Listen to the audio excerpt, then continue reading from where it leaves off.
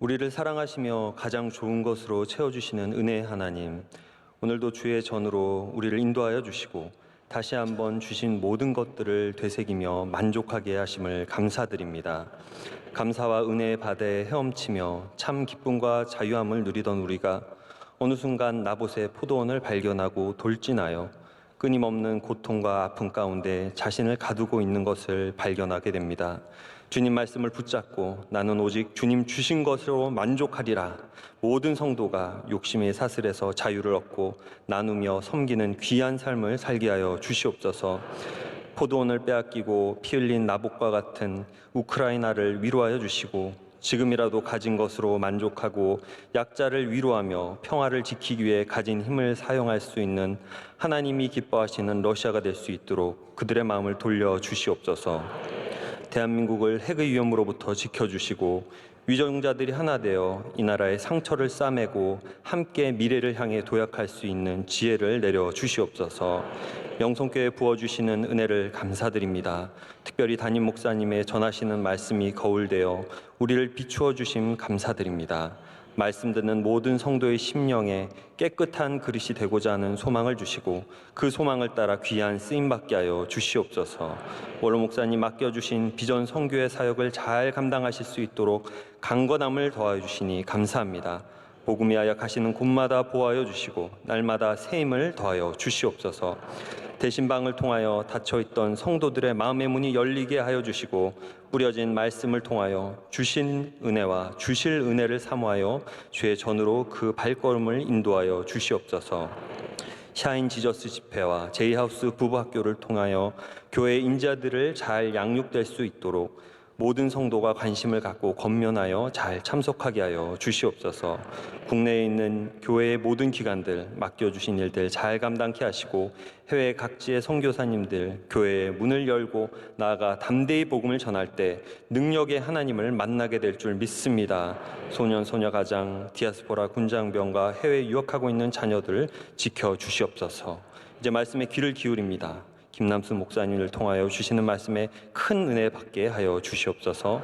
이 모든 말씀 우리에게 항상 좋은 것 주시는 우리 주 예수 그리스도 이름으로 기도드립니다. 아멘. 오늘 우리에게 주시는 하나님의 말씀은 신약성경 사도행전 26장 12절에서 18절까지 말씀입니다. 신약성경 사도행전 26장 12절에서 18절까지의 말씀입니다.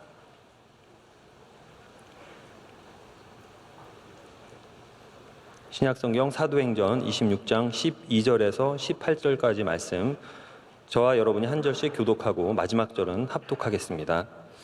그 일로 대제사장들이 권한과 위임을 받고 다메섹으로 갔나이다.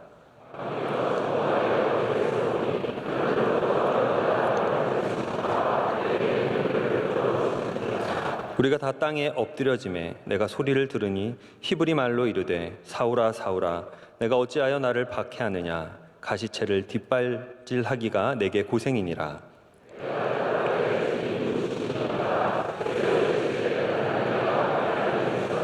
일어나 너희 발로 서라. 내가 내게 나타난 것은 곧 내가 나를 본 일과 장차 내가 내게 나타날 일에 너로 종과 증인을 삼으려 함이니.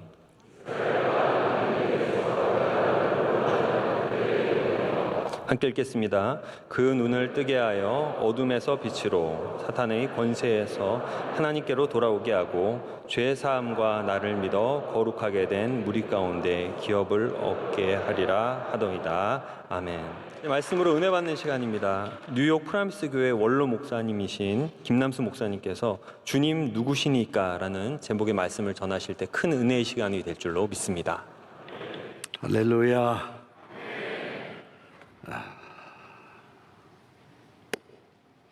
우리 오늘 특별한 날에 하나님께서 우리 모두에게 큰 꿈과 비전을 허락해 주실 줄 믿습니다. 저는 은퇴하고 그 전부터 414 윈도우 무브먼트라고 하는 세계적인 그 운동을 펴왔습니다. 그는 제가 북한을 5번을 가서 도대체 이 나라는 어떻게 이렇게 완벽한 통치가 이루어지고 혁명, 또 쿠데타 이런 거 없이 적어도 몇십 년 동안 완벽한 통제가 이루어지는지 궁금했습니다.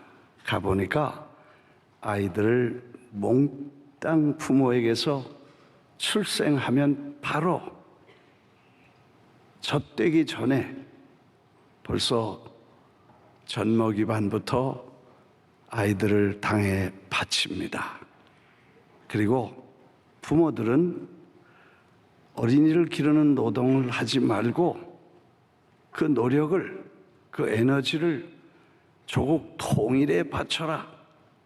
그리고 아이들은 당에서 철저하게 적어도 10년 이상을 밤이고 낮이고 가르치는데 보면 기독교 신앙처럼 하나님, 예수님, 성령님 빼고 거기다가 아주 다른 인간의 신을 넣고 신앙 교육을 철저히 시켜서 일생 동안 바꿀 수 없는 그런 집단, 종교, 체면, 그리고 평생을 노예로 사람들을 부리는 것을 제 눈으로 똑똑히 보았습니다. 그리고 돌아와서 보니까 우리 기독교는, 전 세계 기독교는 이상하게 아이들 다 버리고 무슨 일인지 그렇게 바쁘게, 가만히 보니까 다 바빠. 그래서 애들 다 팽개치고 열심히 신앙한다고 하면서 아이들은 다 교회를 떠나게 됩니다. 그래서 남미에 가서 길거리는 아이들을 불러서 학교를 세우고 교복을 입히고 가르쳐 보니까 어린아이 때 예수를 믿게 하면 평생 간다는 이 확신을 가지고 돌아와서 1040라고 하는 지형적인 선교 전략이 20년 동안 선교의 활동에 주력을 삼았던 시대인데, 이제 아이들을 4살부터 14살까지 아이들을 잘 지금 모든 교회와 모든 교단과 모든 나라가 전심을 다해서 전 세계에 있는 18억 5천만 명의 아이들을 지금 10년, 20년 안에 전도하고 주님께로 인도하면 세계는 달라지고 변화된다는 이런 기도와 운동을 시작했습니다. 그런데 한국 교회에 보니까 70%가 교회 학교는 문 닫고 어린이들은 다 학교에 맡겨서 사상적 오염을 경험하면서 1년에 50만 명씩 잘못된 역사관, 비성경적인 세계관을 가지고 아이들이 자라서 세상을 다른 방향으로 뒤집어 엎을 거대한 위험을 우리는 경험했습니다. 이제 아마 교회가 일어나서 이 아이들을 지금 바로 잡지 않으면 적어도 10년, 20년 지나면 우리는 전혀 다른 세상을, 정말 다른 세상을 경험하겠다는 위험을 누구나 느끼고 있는 것입니다. 오늘 밤 저는 여러분 가와 함께 예배 드리면서 교사들, 그리고 어린이들, 그리고 30년 이상 아이들을 위해서 봉사한 티처들이 이렇게 교회 어린이들을 위해 수고하고 큰 교회면서도 어린이 사역에 큰 열매를 거두게 된 명성교회 하나님의 기대와 앞날의 큰 역사를 이루어 가실 줄 믿습니다. 박수 한번 해야 돼요. 수고하신 분들과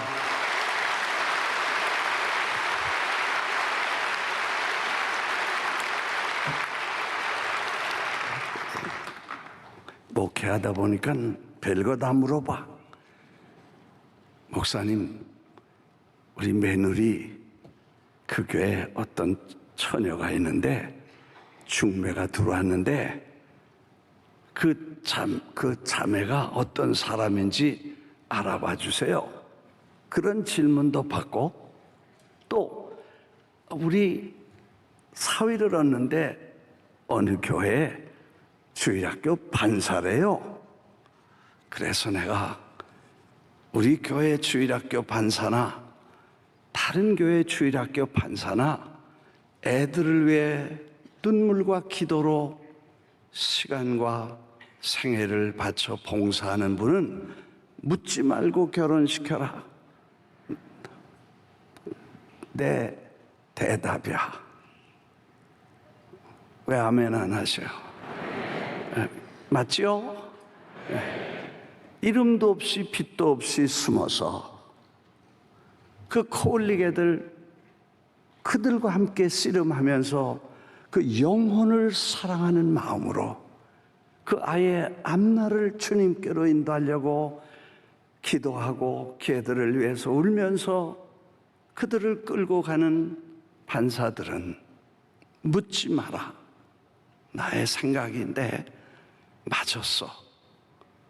정말 귀한 사명을 위해 수고한 일꾼, 특별히 414 운동을 하면서 모든 사람이 다 아이들을 버릴 때 이 아이들은 나라와 가정과 사회의 내일이다.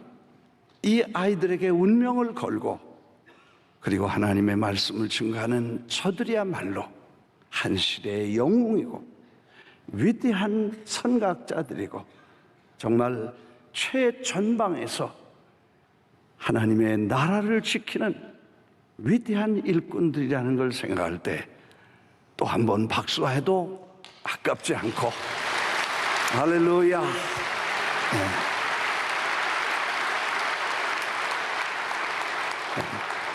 지금 젊은 처녀들, 총각들 결혼 잘하려거든 절로 들어가.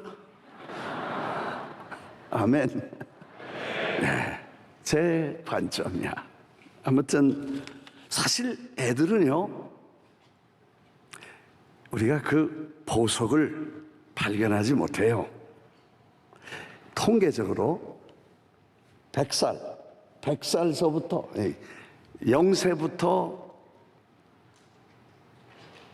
14살까지, 15살부터 30살까지, 31살부터 100살까지 100명씩 세 그룹을 놓고 똑같은 복음적 설교를 했는데, 설교 끝나고 예수 믿을 사람 손 들으세요. 그러면 0세부터 14살까지는 85명이 손을 들고, 놀라지 마세요. 그 다음에 15살부터 30살까지는 10명이 손을 들고, 그리고 31살부터 99세까지 노인들은 설교를 짧게 하고 재미있게 하고, 그렇지 않으면 5명도 손 안 든대.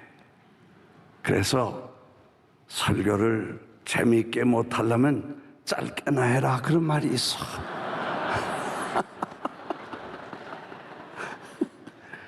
교회가 부흥이 안 돼. 왜 그런가 그랬더니 설교를 재미도 없는데 길게 하니까 은혜는 못 받게 하려면 열받게는 하지 말라. 이게 최신 목회학에 나온 연구야. 하여튼 재밌게 하거나 짧게 하면 5명. 그러니까 85%가 왜냐? 마음이 심령이 가난하고 단순하고 깨끗하고 밝기 때문에, 아무것도 그려지지 않았기 때문에 예수님을 소개하면 바로 믿고 그리고 주님을 영접하게 됩니다. 그래서 이 414 운동 중에 제일 중요한 것은 그 어린아이들이 어렸을 때 어떻게든지 예수님을 그 시간을 놓치지 말고, 애들은 기다려주지 않습니다. 잠깐 10년이 지나갑니다. 그리고 10년이 지나가면 바로 청소년 그리고 장년으로 뛰어가니까, 그래서 이 아이들을 그때를 놓치면 안 되기 때문에 교회가 다른 일 다 중요하지만 거기다가 투자하고 거기를 집중해서 아이들을 키워갈 때 희망이 있고 꿈이고 장래가 있다고, 이게 414 운동이고, 그걸 주일학교 어린이 사역이 아니라 전략적으로 한 사회와 한 국가와 한 나라를 변화시킬 전략, 선교의 전략적 가치로서의 어린아이들, 전술적 가치로서의 어린아이들을 정말 나라와 그 백성들의 앞날, 그 사회와 국가를 뒤집어 엎고 새로운 세계를 만들어가는 전략적 의미로서의 어린아이를 볼 수 있는 눈이 우리에게 있어야 된다. 이게 우리가 414 운동을 한다. 그럼 사실 뭐 그렇게 해보니까 사실 어렸을 때에 예수를 믿고 걔들이 하나님이 그를 얼마나 귀하게 쓰시겠나, 그런 생각이 듭니다. 저는 불교 가정에서 자라서 우리 집안 예수 믿는 사람 한 사람 없었습니다. 그리고 부닥거리하고 전보고 굿하고 그 다음에 뭐해 고사 지내고 1년 아주 정기적으로 이 스케줄이 잡혀있는 집안에, 저는 고사 지내면 고사떡 날르는데 아주 한몫을 한 사람이었으니까 토종비결까지 내가 봤어. 그때 우리 어머니가 절에 다니시면서 어느 날 나보고, 야 남수야, 나는 절에 갈 테니까 너는 교회 가라.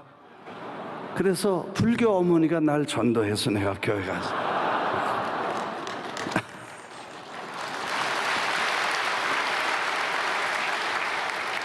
그때가 내가 7살인지 8살이었어. 하여튼 교회 가서 뭐 사탕도 주고 또 재밌는, 그때는 장난감도 없어서 교회 가서 늘 노래 배우고 성경도 외우고 암송하고, 요 아이들 그때 제가 예수를 믿었어요. 근데 내가 생각해 보니까 내가 아마 그때 예수를 믿은 거하고 내가 70세에 예수를 믿었다고 하면 어떻게 될까 생각을 해보니까, 70에 예수를 믿었다면 그때부터 시작해서 교회 가서 새신자반 해야죠. 그 다음에 세례문답 해야죠. 세례받고 그 다음에 사도신경 외우는데 적어도 1년은 걸렸을 거야. 전도가사 천지를 만드신 하나님 아버지를 내가 믿사오며, 그러면 그 다음에 또 잊어버리고 또 외우고, 그래서 사도신경 외우는데 1년 걸렸을 거야. 주기도문 6개월 걸렸을 거야. 찬송가, 노인들 부르는 찬송가 한 장을 외우려면 아마 서너 달 걸렸을 거야. 그리고 그 다음에 죽었을지도 몰라. 그런데 7, 8살에 예수 믿고, 그리고 거기서 자라서 학생회하고 성가대하고 주일학교 반사하고 청년회하고 신학교 가서 목사하고 선교사 돼서 월남 선교사로 가서 또 죽을 고비 넘기고, 저 독일에 가서 베를린에서 목회, 그때 국제시장 목회, 광부, 간호사 같이 3년 반 있다가 뉴욕에 가서 목회를 40년을 마치고 은퇴한 지 3년 됐어. 그런데 생각해 보니까 하나님께서 70년을 쓰시고 아직도 쓸만하잖아요. 할렐루야.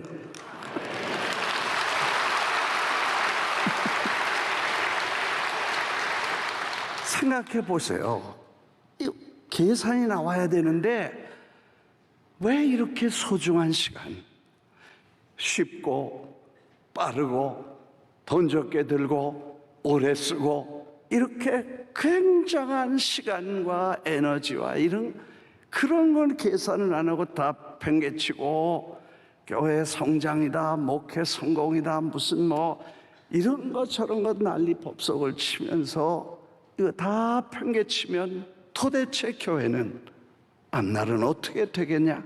이런 얘기를 전 세계 다니면서 아프리카나 남미나 아시아나 유럽이나 전 세계 다니면서 목사님들에게 이 운동이 얼마나 소중한가를 말씀드리니까 이제는 10년 동안에 전 세계 교단이, 전 세계 교회가 다음 세대라는 중요한 이슈를 픽업해서 이제는 교단 행사라든지 교단 총회라든지 선교단체라든지 선교사님들이 이제는 거의 다 아이들의 소중함을 느끼고 그것에 집중하려는 새로운 운동을 하나님께서 일하시고 계신 줄 믿습니다. 사실 오늘 말씀을 주여 누시니까 뭐 그런 제목으로 오늘 말씀을 이렇게 준비했는데 생각해 보면 우리가 아이들에게 어려서 이 복음을 전했다. 이 복음이 도대체 뭐냐? 이 아이들을 도대체 주님께로 인도하는 이거 왜 우리가 수고하고 이 전하는 핵심 복음이 뭐냐? 이걸 좀 우리가 생각하면 아마 우리의 사명과 사역에 큰 역사와 도움이 될 줄 믿습니다. 몇 주 전에 터키를 다녀온 적이 있었습니다.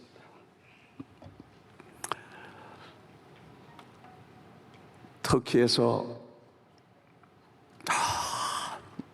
2000고지 산맥이 타루스 산맥이라고 거대한 산맥이 있는 터키를 보면서 사도 바울을 생각하고 그 바울이 도대체 이런 사람은 어떤 사람이었길래 예수님을 핍박하고 예수 믿는 사람을 죽이고 스데반을 죽였으니까 자기가 죽였다고 그래. 사람도 죽이고 예수 믿는 사람을 갖다가 감옥에다 가두려고 가다가 이 주님을 만나게 되고 그 다음에 희한하게 예수님을 위해 목숨을 바치고 이 높고 높은 산, 눈 덮인 산을 오르락내리락 하면서 그렇게 복음을 위해서 미친 듯이 일생을 달려갔을까?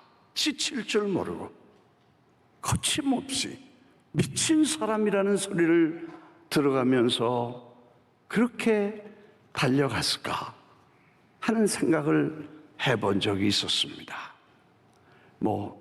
담에색에서 예수님을 만났다는 거 우리 다 알죠. 그런데 거기서 빛을, 거기서 음성을, 그리고 거기서 계시를 받았는데 그 계시의 내용이 도대체 뭘까 하는 생각을 깊이 하면서 그가 깨달은 복음을 그의 수많은 저서를 통해 바울 서신과 옥중 서신과 목회 서신이라는 책들에게 자세하게 받은 계시와 복음의 핵심을 적어놓은 바울의 글에 나타난 그 복음은 무엇인가 그런 생각을 해본 적이 있었습니다. 사실 사도 바울은 고향이 다소입니다. 그는 다소라는 도시의 시민된 것을 늘 자랑스럽게 생각했습니다. 나는 소읍이 아니고 말하면 조그만 동네가 아니고 길리기아의 수도라고 하는 다소의 시민으로 거기서 나서 거기서 자라서 거기서 성장했다는 자부심과 로마의 시민권 받았다는 긍지를 가지고 가는 데마다 자랑하면서 그 다소에서 난 출신을 자랑스럽게 여겼습니다. 사실 그때 다소는 50만 명이나 되는 대도시였으며 거기는 당대의 3대 학문의 도시라고 하는 저 알렉산드리아의 에집트의 알렉산드리아, 그리고 그리스의 어디예요? 네, 다 잊어버렸다.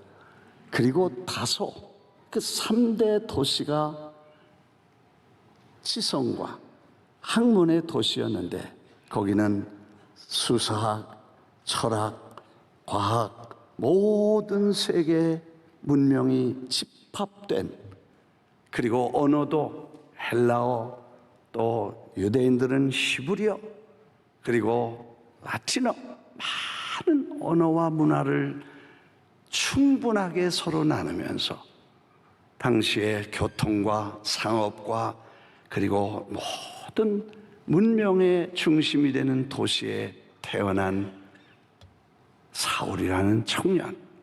근데 거기서 유대인이 집단 공동체가 있었는데 거기서 유대인 교육을 받았는데 토라라고 하는 율법을 어려서부터 배웠었습니다. 근데 그 토라를 배우면서 유대인들이 가르친 중대한 어려서부터 가르친 교육은 메시아라는 교육입니다. 그 메시아는 반드시 우리 시대에 언젠가 올 것이다. 그리고 그 메시아가 오면 우리를 민족적 억압에서 해방시키시고 저 로마의 악정에서 우리를 해방하고 저들을 물리치고 하나님의 전능하신 능력으로 우리 백성들을 세워 과거의 모세를 통해서 430년 동안 종살이하던 이스라엘 백성을 회복시키고 70년 동안 바벨론의 포로가 잡혔던 저 거대한 바벨론 제국을 떠나서 성전을 다시 세우던 그 영광, 솔로몬이나 다윗의 시대와 같이 온 땅에 전능하신 하나님의 능력을 나타낼 그 시간, 그 메시아가 반드시 오셔서 벌써 60년 동안이나 우리 민족을 괴롭히고 하나님을 모독하는 이 세속과 악마의 발굽 아래 우리 민족을 영광스럽게 세워주실 메시아를 기다려야 된다. 그리고 그걸 방해하거나 허튼 소리하는 이 메시아가 오실 것을 허튼 소리하거나 이런 사람들은 죽여야 된다. 폭력까지라도 쓰겠다고 하는 이런 교육을 어렸을 때부터 받게 됩니다. 그래서 나사렛 예수라는 사람이 왔을 때 사람들은 그를 십자가에 못 박게 됩니다.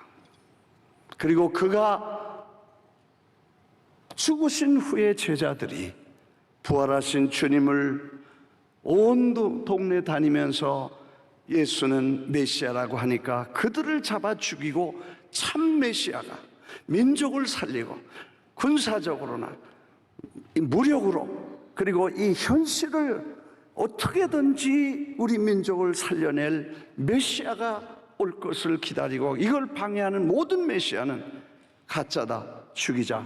그래서 스데반을 죽였고 그리고 그 잔당을 그 독소를 품고 다니는 제자들이라는 독소를 제거하려고 달려가던 사울, 다메섹 도상에 대낮에 햇빛보다 더 강력한 빛이 저를 번쩍이면서 음성을 듣게 되고 예수님을 만나게 되지요. 그리고 이 사울은 그때 주님 누구십니까? 하고 깊은 일생일대의 질문을 합니다. 주님 누구십니까? 나는 내가 핍박하는 예수다. 그 음성을 들으면서 저는 영의 깊은 감동과 계시를 받게 되죠. 그 계시의 핵심이 뭔가를 궁금했고 그걸 좀 알고 싶었어.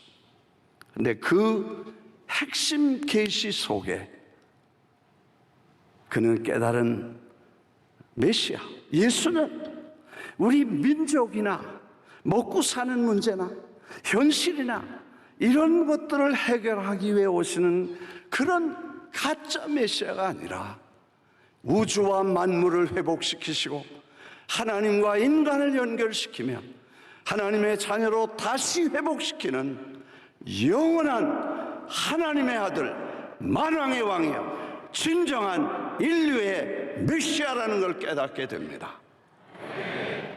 할렐루야. 그래서 그가 그 발 앞에 무릎을 꿇게 되고 그리고 돌이켜보면서 자기가 가졌던 종교적인 계율, 율법이라든지 전통이라든지 이런 인간이 가지고 있는 종교적 계율이 아니라 하나님이 인간을 새로운 창조물로 피조물로 창조하신 그래서 죄와 사망과 저주에서 해방시키시고 하나님의 거룩한 자녀로 구원하시기 위해서 오신 우리의 메시아라는 사실을 깨닫게 됩니다. 오늘 성경 말씀은 그렇게 썼습니다. 여러분 읽으셨죠? 누굽니까? 물어봤어요.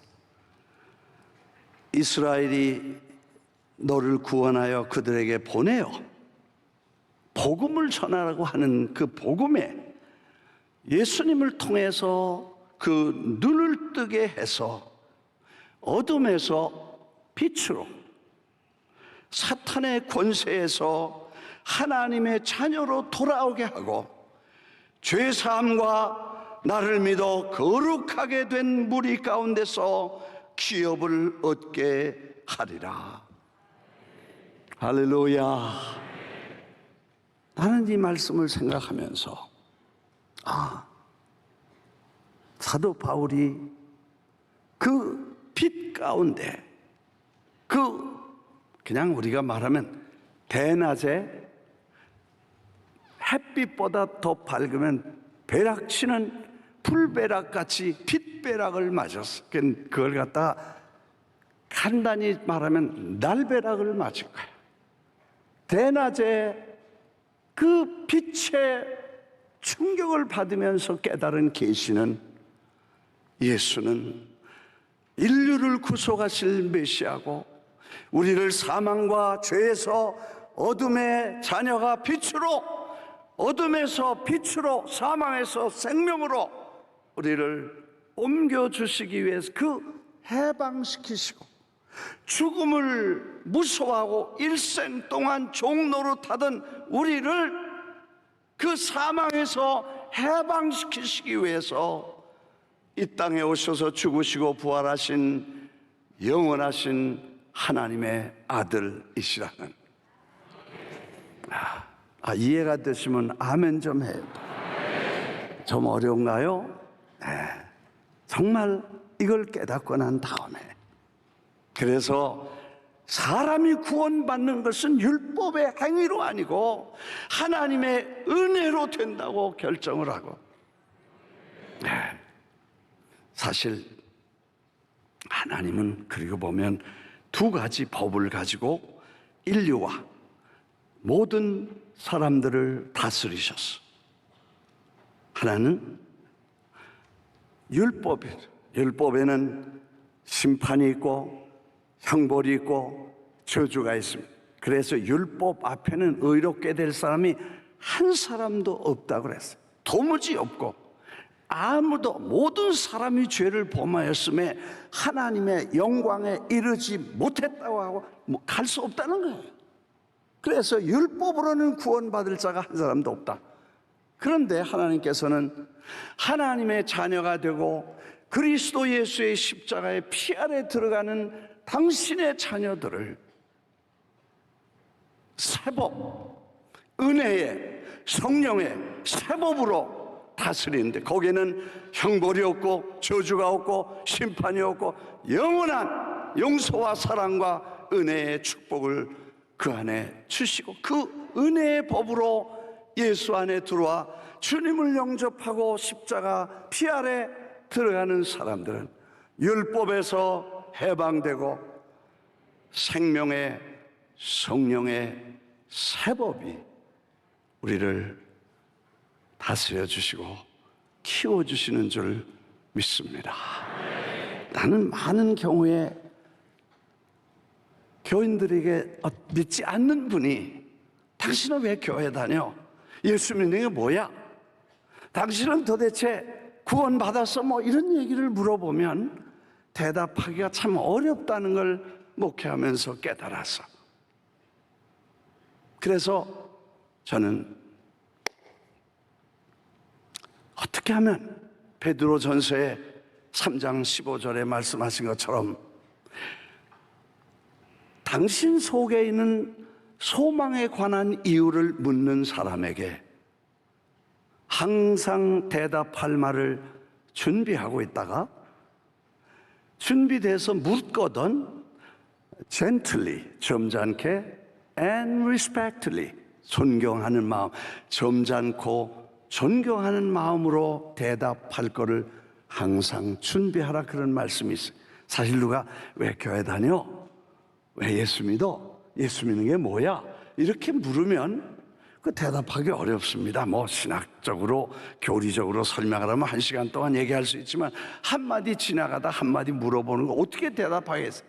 그래서 성경을 좀 연구하다가 어떻게 하면 신학적으로 성경적으로 가장 쉽고 간단하고 이해할 수 있는 대답을 찾아봤더니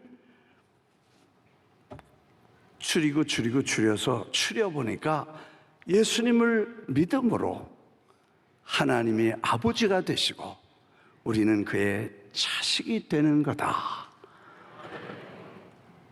이게 제일 아마 단순해. 자식 되고 아버지 되는 건 다 아니까. 아버지 엄마 없이 태어난 사람도 없고 자식 다 두고 자식 키우고 부모 다 아니까 그렇게 설명해서 하나님과 우리 관계를 이해할 수 있겠다, 그렇게 생각해요. 그런데 생각 외로 그렇게 말해도 잘 이해가 안 되고 말하는 사람도 느끼지 못할 때가 많아. 하나님 아버지 그러면서 진짜 하나님 아버지를 아버지라고 믿는 사람이 쉽지 않아. 왜?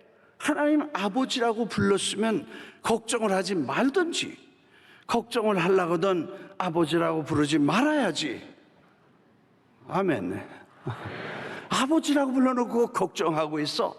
아니, 아버지가, 하늘에 계신 아버지가 구하기 전에 있어야 될 것을 아시고 구하는 것을 주시고 구하는 것이나 생각하는 것에 더 넘치게 주시겠다고 약속하셨는데, 그 말씀을 아버지가 했는데 그 아버지를 못 믿어서 무엇을 먹을까, 무엇을 입을까, 뭘 마실까 하고 밤낮 없이 하지 말라는 것만 골라가지고 하니까, 그래서 내가 우리 교인들 보고 아버지라고 불렀으면 걱정을 말든지, 걱정하려거든 아버지라고 부르지 말고 뭐라고 불러요? 아저씨라고 불러든지 맘대로 해라, 맘대로 해라 그랬어. 내 아멘이면 아멘 해야 돼.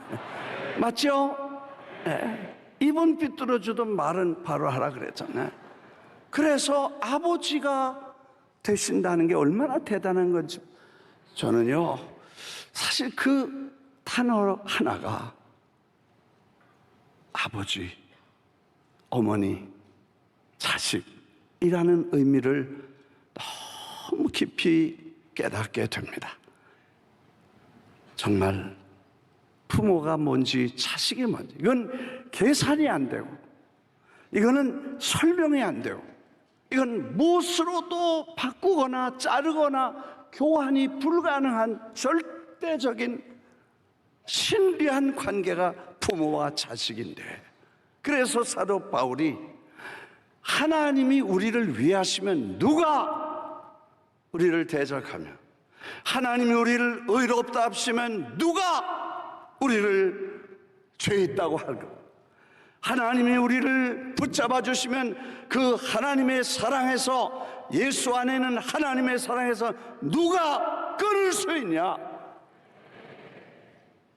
칼도 못 가고 아무 피조물 천사도 안 되고, 하나님이 자식을 삼으시면 절대로 그 손에서 뺏을 자가, 끊을 자가 없다고 바울 사도가 고백했던 그 고백이 바로 복음의 핵심이라는 거예요.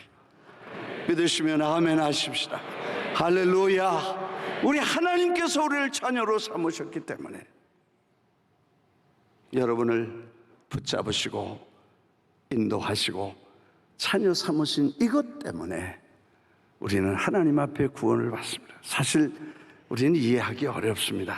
나 같은 모습, 나 같은 죄인을 어떻게 자식을 삼으시고 어떻게 의롭게 하시고, 이거 이해가 잘 안 됩니다. 근데 어느 분이 그런 글을 썼어. 하나님은 의롭고 거룩하시고 완전하시고 성결하시고 순결하신 하나님 예수 그리스도, 우리는 허물 많고 죄 있고 부족하고 연약한 실수 많은 존재인데, 그리스도 예수 안으로 우리가 들어가면서 우리의 허물과 죄와 이 모든 건 십자가를 거쳐 들어가면서 하나님의 거룩한 의가 옷 입혀져서 하나님의 의로운 사람이 된다는, 자식이 된다는 것입니다. 자식이요, 그렇게 말썽을 부리다가 어느 날 아버지 미안해, 엄마 내가 잘못했어, 울고 돌아왔어. 목을 얼싸안고 같이 울면서 기도했어. 내가 왜 아이가 잘못됐나 생각해 보니까, 내가 하나님의 그 목사의 아들, 이민교회는 참 힘들어요. 이 말 많은 사람 많아. 그리고 사람들이 보는 눈이 너무 날카로워. 그래서 내가 집에서 너는 목사의 아들이니까 교회 가면 싸우지 말아라, 장로님 애들하고 싸우지 마라, 집사님 아이들하고 싸우지 마라. 그럼 내가 목회하기 어렵다, 나 쫓겨날지도 몰라. 그러니까 넌 머리도 잘해야 되고 옷도 잘해야 되고 교회 가면 얌전하게 있어야 돼. That's my fault. 내가 그렇게 어린아이에게 총알을 쏘듯 작은 총을 쐈어. 가슴이 다 작은 총이 맞아서, 그 다음에 이제 하나님 앞에 목사 아들이 얼마나 자랑스럽고 얼마나 특권이고 얼마나 영광스러운, 그리고 모든 교인들이 기도해주고 모든 교인들이 사랑하고 아껴주는 그 특권과 자랑스러운 그런 컨피던스와 그런 자랑스러운 거는 한 번도 말한 적이 없어. 그리고 늘 조심하고 이런 얘기만 많이 했던 내 폴트다는 걸 알게 됐어. 그래서 내가 일생일대에 너에게 잘못하고 정말 큰 실수를 했다. 제가 내 마음 평생의 아이에게 내 폴트다. 넌 얼마, 하나님, 내 목사의 자식이, 아들이 얼마나 자랑스러운지 모른다. 그리고 특권이 모든 분들이 사랑해주고 존경하고 이렇게 하는 이 얼마나 엄청난 축복을 받았는데, 그걸 뭘 얘기해가지고 내가 이렇게 했는데, 내가 자라면서 그런 상처를 받고 그런 환경 속에 자라서 그런지 이 저주를 너에게 물려줬구나. 미안하다. Sorry. 울면서 내가 사과를 했습니다. 그때 우리 아들이, 난 마귀가 들어간 줄 알았대 자기가. 근데 그렇다면 내가 이 문제를 스스로 해결할 수 있다. 교회 가서 봉사하고 주일학교 반사하고 열심히 교회를 하면 나는 할 수 있다고 그 결심을 하고 교회를 위해서 지금도 아주 열심히 학교 교장이 돼서 교회 일 많이 돕고 수많은 문제 아들을 주님께로 인도하는 귀한 사명을 감당하는 모습을 보고 우리가 그러므로 너무 이렇게 해야 된다, 그러므로 이렇게 해야 된다는 얘기를 너무 하다 보니까 구원은 하나님의 은혜요, 하나님의 축복이요, 영광이요, 하나님이 주신 특권이라는 이 감격과 기쁨을 잊어버리면 우리는 영적 우울증과 포기하고 자포자기하고 그리고 낙심하고 좌절할 수밖에 없다는 거예요.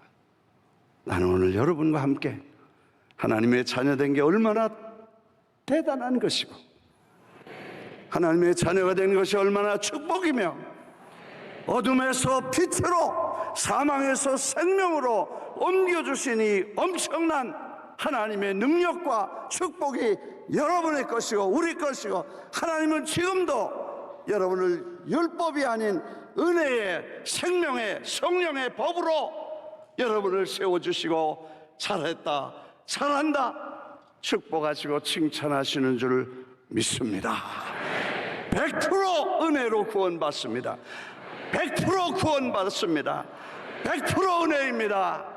100% 하나님의 사랑으로 용서받고 은혜 받는 것이 행위나 율법이 은혜 구원의 조건이 아니기 때문에 구원이 행위로 없어지지 않는다는 것을 성경은 사도 바울이 로마서를 통해서 그 빛 속에서 깨달은 진리, 이걸 가지고 가서 전도하고 개척교회 놨더니 끊임없이 종교는 할례를 받아야 된다, 안식일을 지켜야 된다, 이렇게 해야 된다, 저렇게 해야 된다, 수도 없이 다시 불을 끄고 이 감격과 이 구원의 놀라운 은혜와 영광을 불 끄려고 애를 쓸 때 사도 바울은 단호하게 내가 전한 복음 외에 다른 복음을 전하면 저주를 받을 것이다, 천사라도 내가 전한 이 은혜의 성령의 생명의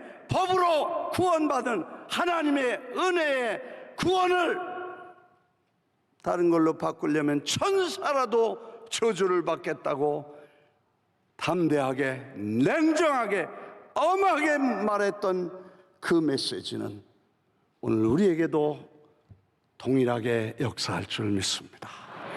설교를 마치면서 여러분, 세계적인 교회, 명성교회, 그리고 하나님께서 기름 부으셔서 또 김하나 목사님을 담임 목사님으로 이제는 새 시대에 새 세기에 세계를 비전 품고 하나님의 위대한 역사를 이루어 가실 하나님의 종을 세우시고 여러분을 통해서 그리고 다음 세대를 살려내는 위대한 역사를 이루시려고 하나님의 종을 세우셨는데 함께 이제는 여러분의 가슴을 펴고 유대인들처럼 메시아는 메시아인데 국한된 나라, 민족, 자기 백성만이 아닌 그리고 자기 교회만 아닌 그리고 나만 아닌 그리고 땅에 있는 복음이 아닌 지상 복음이 아니고 물질 복음이 아니고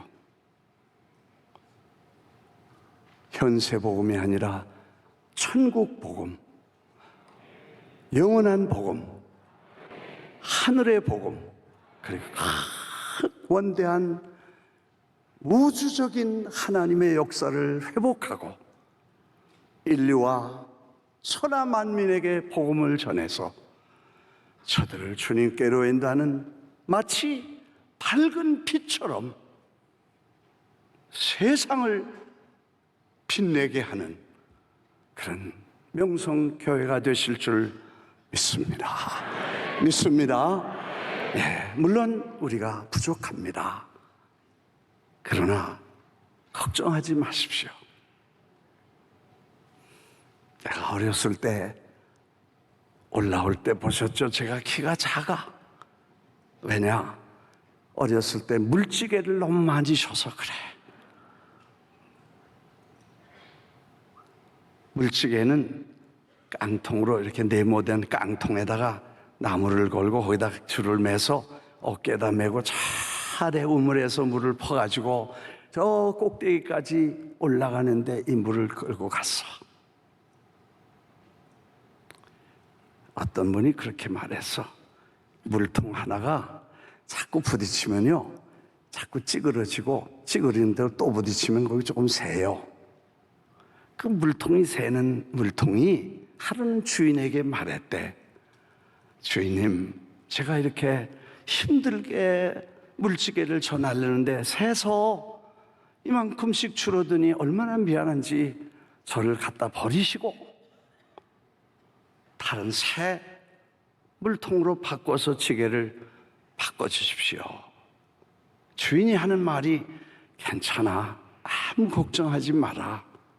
이쪽 거는 하나도 한 방울도 안 새는데 내가 늘 찌개를 지고 왔다 갔다 그 길을 오르내리다 보니까 하나 발견했는데 이쪽에 물방울 하나도 안 떨어지는 데는 사막처럼 자갈밭으로 그냥 있는데 이쪽에 찌그러져 새는 거기는 풀도 나고 잔디도 깔리고 꽃도 피고 그래서 괜찮아.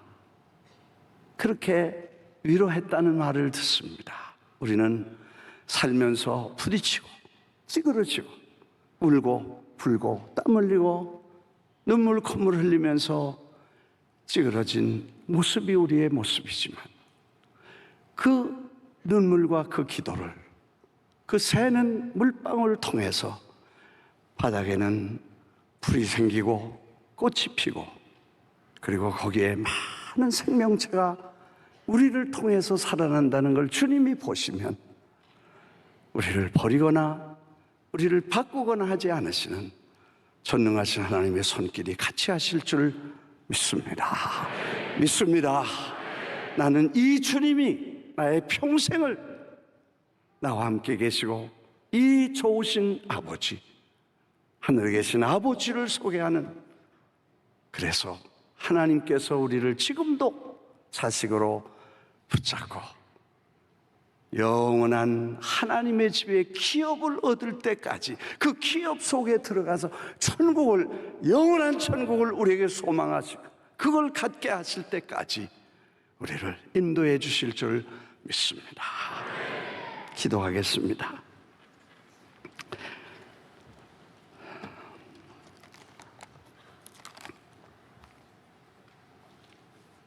아버지, 참 감사합니다.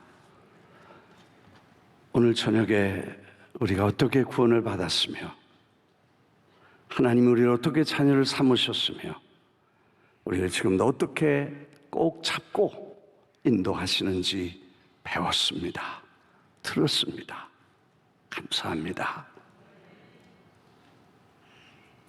행여나 한 번도 예수님을 나의 메시아로,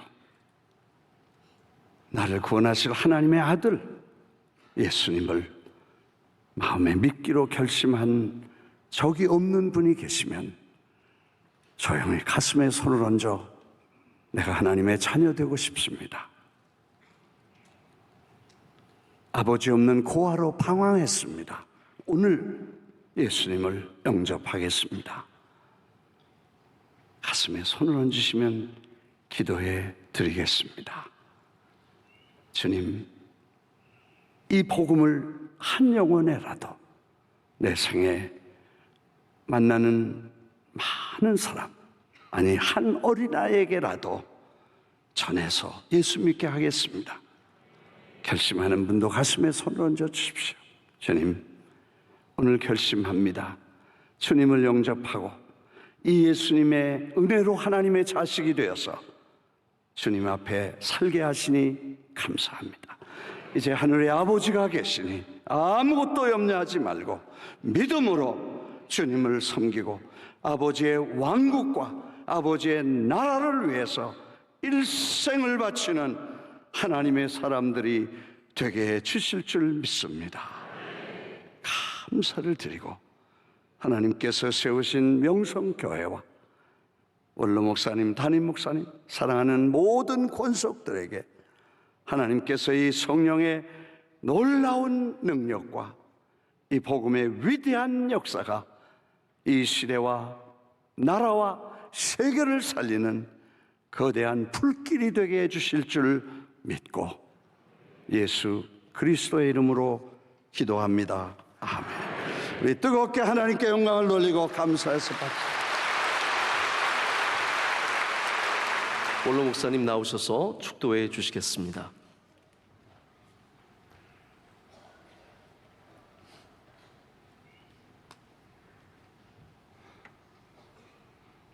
하나님 아버지, 우리에게 맡겨주신 가정 내 주의 생명, 교회에 맡겨주신 주님이 안고 친히 복을 주신 어린 생명들, 이 위기의 시대에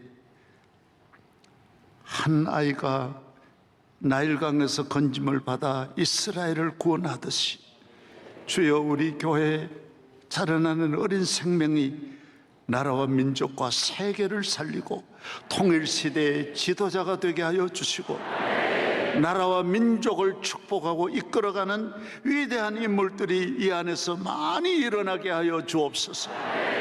교사들이 하나님 앞에 새벽별같이 빛나고 하늘의 상이 크고 지치지 않는 복음의 열정으로 끊임없이 전진하게 하여 주옵소서. 오늘 드린 예물 위에 축복하여 주소서.